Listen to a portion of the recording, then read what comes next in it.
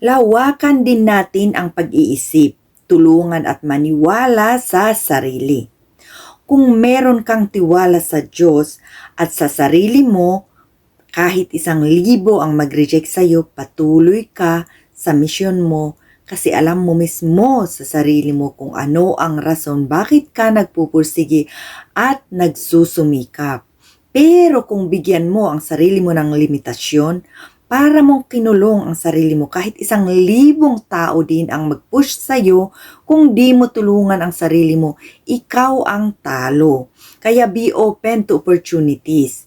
Walang madali sa buhay pero pag i-align mo ang sarili mo sa tamang mindset, lahat makakaya mo.